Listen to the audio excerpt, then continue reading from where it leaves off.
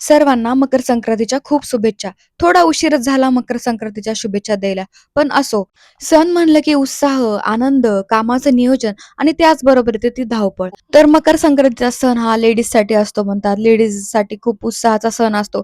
पण ते उत्साह साजरा करण्याआधी लेडीजला सगळे घरचे कामं, सणांची धावपळ, सगळ्या गोष्टी घर आवरून नीटनेटकेपणा मेंटेन करून सगळा सण साजरा करावा लागतो. तर सणावाराला आपल्या घरचे सगळे मिळून जर सण साजरा केला, तर तो सण वाढतो. तर त्यासाठी आमची पूर्ण फॅमिली जमा झाली होती. म्हणजे आमचे मोठे भैय्या, म्हणजे आमचे आई-पप्पा, म्हणजे सासू-सासरे वगैरे आम्ही जमा झालो होतो आणि सगळ्यांनी मिळून खूप चांगल्या प्रकारे मकर संक्रांत साजरी केली. तर मी छानसं असं डेकोरेशन सुगडं पूजनसाठी तयार केलं होतं. मागे लावलेले पतंगाचे तोरण मी घरीच बनवले होते. आणि मग सुगड्यांची पूजा करून तुळशीजवळच्या सुगड्यांची पूजा केली. तुळशीला आणि विठ्ठलाला वाण अर्पण केले.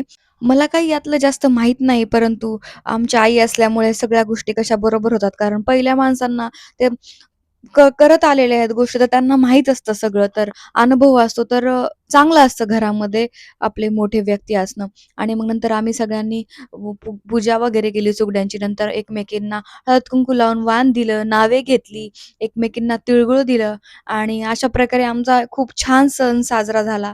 तर जेवणासाठी आणि नैवेद्यासाठी पुरणपोळीचा स्वयंपाक वगैरे बनवलेला.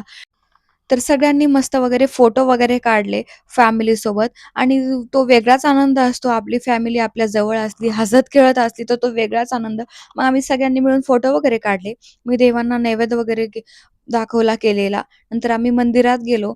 मंदिरामध्ये वाण देण्यासाठी आणि तिथून तिथे खूप लेडीज असतात, तर लेडीजला पण वाण देण्यासाठी. नंतर घरी आलो. मग सगळ्यांनी मस्त जेवण वगैरे केलं आणि असा साजरा केला आमचा मकर संक्रांतीचा सण.